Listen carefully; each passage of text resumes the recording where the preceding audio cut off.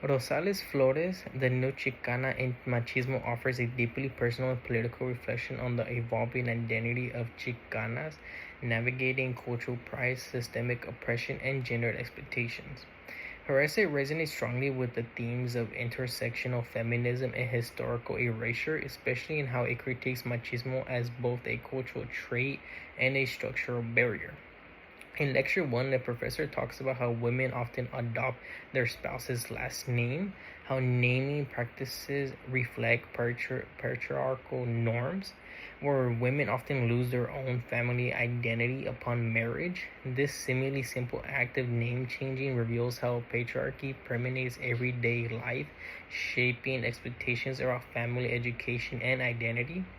The social pressures of many women face in educational spaces often prioritize marriage and motherhood over academic and personal growth. This mirrors Flores' critique of how daughters are expected to remain submissive, avoid dating, and do all household work, and serve male relatives.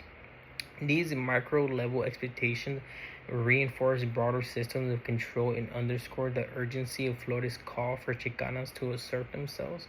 A stance that aligns with third-wave feminism emphasis on self-reflection and critique. Flores' framing of machismo as inbred and fostered by parental anxiety aligns with the analysis of patriarchy, not just as a social system, but as a deeply internalized structure that shapes family dynamics, naming conventions, and gender roles. Flores calls for Chicanas to assert themselves in a direct challenge to this dynamic, echoing the third wave feminist emphasis on self-reflection and critique. In lecture 3, revolutionary women like Teresa La Santa Barbara adds depth to Flores' argument. Women like Teresa La Santa Barbara and organizations such as the Liga Feminista challenge restrictive gender roles and fought for education and suffrage.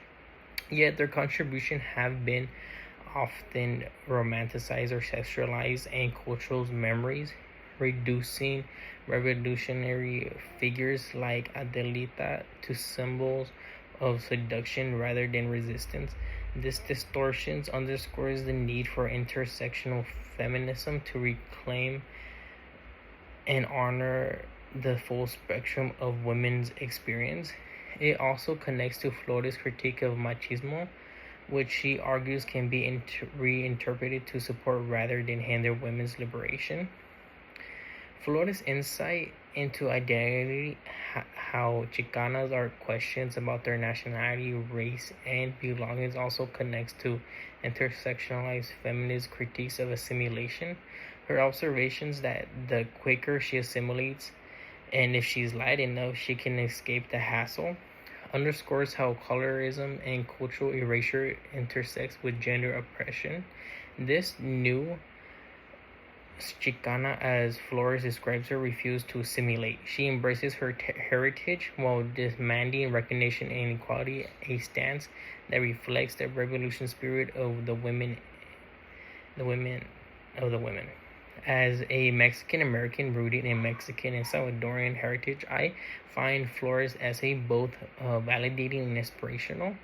Her call to action, whether through voting, cultural preservation, or community organization, reminds me that feminism is not just about personal liberation, but collective transformation. The idea that machismo can be reinterpreted rather than rejected outright opens space for dialogue and healing within our communities. Together and organized, we can succeed. Believe it, Flores wrote, and this belief is the core of Chicana feminism. It is not only about resistance, but also about reshaping that power, pride, and partnership can look like. And my question is, how might redefining machismo within Chicano culture, rather than rejecting it outright? What risks or tensions might arise in trying to preserve cultural pride while dismantling patriarchal norms? Thank you.